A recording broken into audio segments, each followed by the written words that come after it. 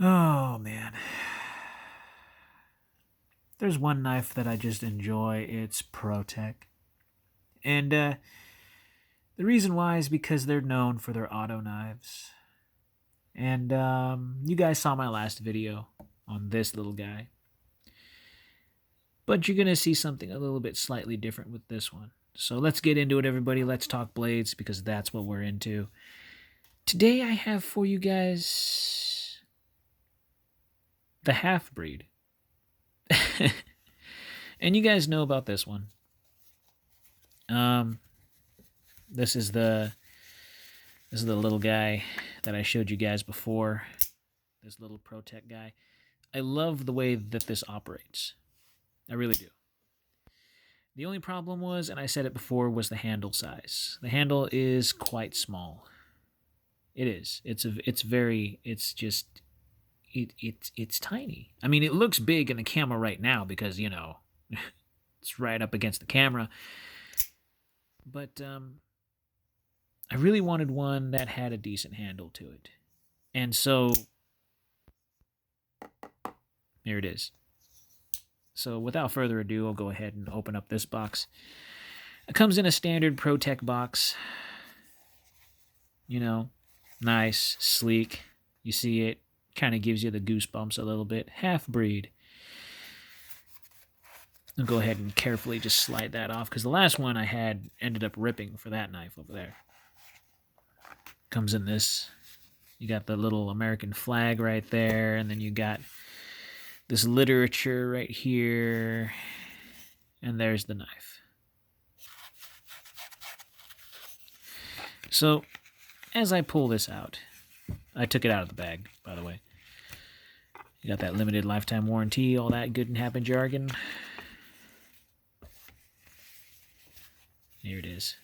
ProTech USA. And this is a really nice bag that it comes in, actually. It's quite thick. The material is quite thick. It's not that thin stuff like Benchmade's. So here it is, the half-breed. Why is it called the half-breed? Well, I guess I can kind of elaborate a little bit. The blade is still the same size as this one.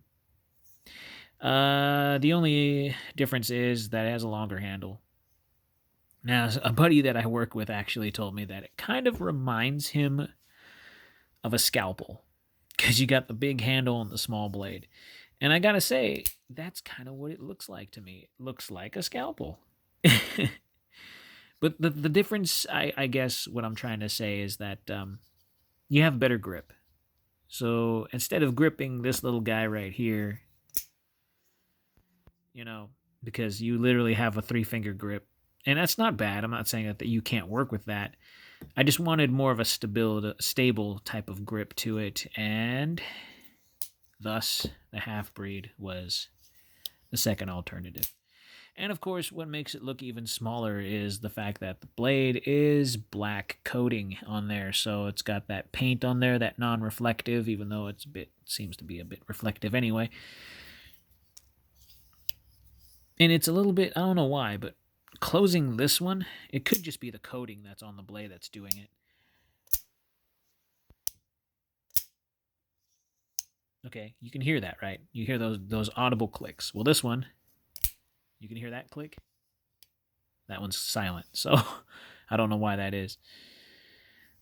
This is a really interesting design, and I say that with love because I have nothing but respect for ProTech. They put a itty-bitty blade inside of a humongo handle. Is that okay?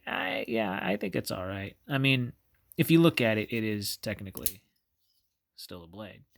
You just got better grip. Now, this time, instead of having a 3-finger grip, you have a 4-finger grip. And everything just feels comfortable this way. It really does. A recessed button right there, so that way you, as I'm pressing down on this thing, the blade isn't gonna fire. Pocket clip, nice and deep carry. I love that the screws are recessed, so that way they're not sticking out and they're not going to get caught on anything. You get the whole bit in your pocket, and you're only going to see the clip.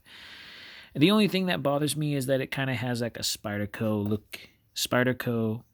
kind of pocket clip kind of look, and that is that aggressive lip that is sticking up so far, and that can get caught on anything. So I might actually later on remove these screws and push this down if I feel it necessary. I mean, it shouldn't catch on anything, but that is, pretty high up there. It might catch on something. Not a bad knife, though. Little itty bitty guy. Little foldable scalpel. So we'll go ahead and get into the specs on this so you guys have an understanding of how much it weighs and how long it is, because why not? So here it is. You are looking at a 1.96 ounces, under 2 ounces even still for this guy. The big old handle. Okay. Let's get this little guy in there, right? 1.61. All right, so this one is a little bit lighter. But this one has, it's still under 2 ounces. And for the aluminum handle and everything, and it's still pretty nice. Why not?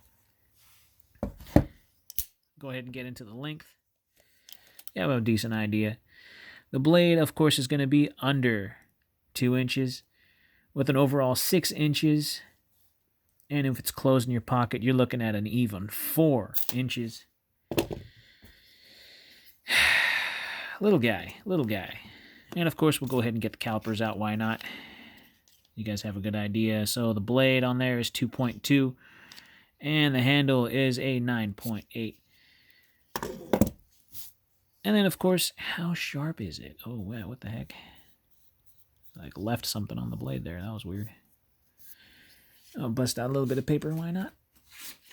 So here it is. Oh, yeah. This thing is really, really sharp, as it should be. So I can't complain too much. This is the knife that would do that type of thing. Little switchbladey kind of scalpel-ish look to it. And it does. It kind of, now that my buddy said that, this does kind of remind me of a scalpel a little bit, because you got that long handle and that short blade. So yeah, this could be a field scalpel. This really could be. Precise. Small. It works. So why don't we just try a little bit of something to cut here other than the paper. I got some paracord. So why not cut a little bit of paracord? Why don't we? And it cut through it like nothing. I put so much pressure into it just to cut, and it whizzed past it like it was nothing. So if you're looking at the price about this knife, you're going to be looking around the same price as one of these. This was $110. I believe this one is just a few dollars, like a couple dollars more. I think this one was like $116.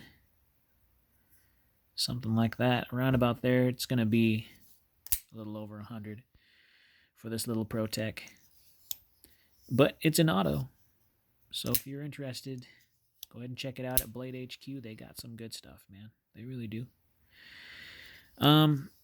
Would this be a liable EDC? Well, if you don't care about blade size and other under,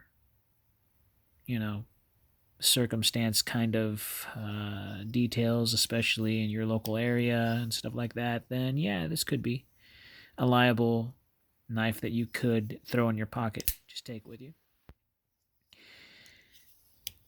And the only thing that bothers me about this knife is just how wonky it looks. You got such a small blade and such a huge handle. It's kind of deceiving. You pull this out of your pocket and you pop it open just to reveal a small blade, because you think you're getting a huge one with this huge handle, and all of a sudden you see this little guy come out. Still, great knife. ProTech makes some fantastic stuff. They really, really do. And it impresses me all the time because everything they have is sleek. It's nice. It's just, it looks really, really good. It really does. Now, could this be any different In my opinion, yeah, but for obvious reasons, it's fine the way it is. The only thing that I'd have to complain about is that pocket clip right there. But this aircraft aluminum right here is pretty nice. It's got a matte finish to it. It doesn't really have like a sheen gloss kind of thing like that does. It's slightly different. Oh my gosh. But yeah, this little guy, I really, really liked it. And I just wanted to get the one with the bigger handle to see if any type of comfort. And it does. It has a bit more comfort in use with this one. So I do like that. That's actually really nice. Very sleek. Like I said, pocket clip. That's something to go in there and fix, and I'm probably gonna have to do that if I decide to carry this. But it is what it is. Can't complain too much. And I'm not complaining at all. So if you're interested in it, go ahead and check it out at bladehq.com. Just go under their brands and find ProTech. They got a decent amount of variety when it comes to this particular knife, assuming that they're still in stock. But yeah, so go ahead and slash that like button, stab that subscribe if you haven't done so already. Please be kind, be safe, and carry responsibly. I will see you guys in the next video.